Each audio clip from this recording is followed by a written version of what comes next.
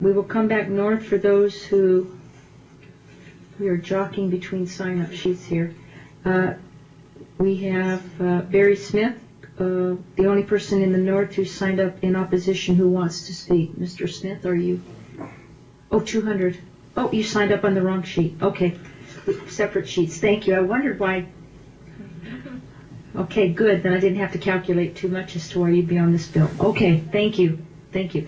Anyone else wanting to come forward in Carson City in opposition to Senator 183? Okay, we'll go back to Las Vegas, managing many lists here. In the order that you have signed up, and Mr. Friedrich, Ms. Goodman, and Mr. Roby.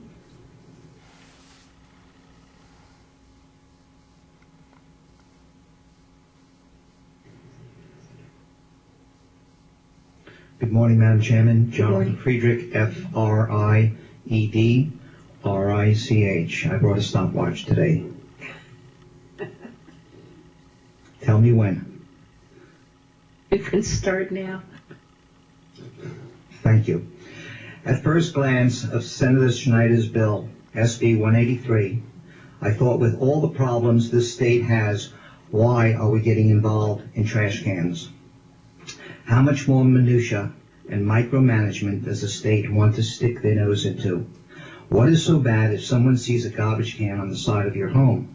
We all have them and need them. They are a practical necessity. Well, seeing a trash container devalue your home? The overbuilding of homes, the liar loans, adjustable rate mortgages, and loss of jobs in Nevada have already done that for us. Prices continue to decline. I really don't think a trash can will bring down the value of a property, but the economy will. I then started to think in a differing light. Why was this bill brought forth? There must be a good reason. How many people have come to Senator Schneider with issues dealing with the subject? So far, I have been asking a lot of questions. Now for some answers. In Section 1, lines 3 to 10 of this bill, it all becomes clear why this bill has been created. As I have said many times before, follow the money.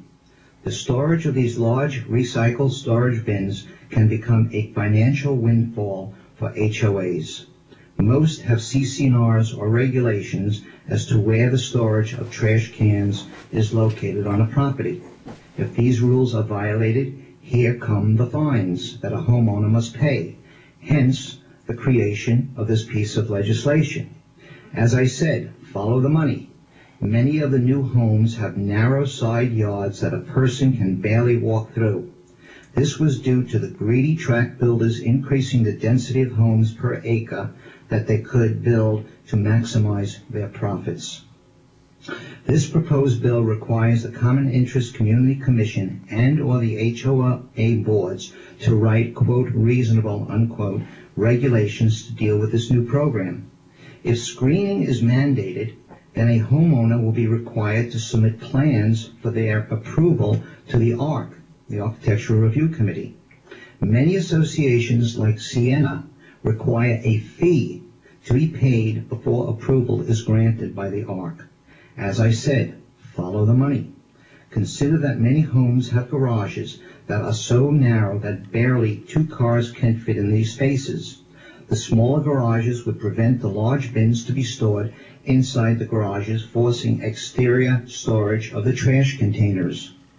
In subsection 2 of this bill, it lays out how much money an HOA will make an owner spend on screening. As I said, follow the money. If screening is required in a narrow side yard, how will a person be able to walk by if the trash bin is located in the rear yard and there is gravel covering the ground? It will not be easy to roll these large containers. Consider the many older residents that may not be able to manipulate these large bins. What this bill should state is that an association may not fine a homeowner if the bin is stored on the side of their home and is still visible from the street. So what if the bin is visible? We all have big ugly garage doors. What about the cable boxes and the big ugly power company transformers located at the front of many homes? Should they be screened next? All of the above are utilities. What are we doing trying to regulate utilities? When does this madness stop? This bill needs to be amended to take into consideration the homeowner and let common sense return and lift the heavy hand of over-regulation. Now, I would also like to indicate, and I did not fax this up, this is the Summerlin Lines, which is the monthly newspaper put out by the communities in Summerlin by the Howard Hughes Corporation.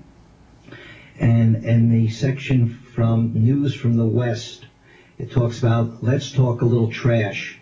And towards the bottom of the article, it says, following pick up, your cans and recycle bins should be stored out of view as soon as practical, but in any case on the same day as the trash pickup. So it's already in the CC&Rs and these homeowner associations. We don't need more legislation, and I don't think this committee, with all the problems we have, should be spending so much time on this issue. Thank you. Any questions? Thank you, Mr. Friedrich. Any questions, committee? Okay.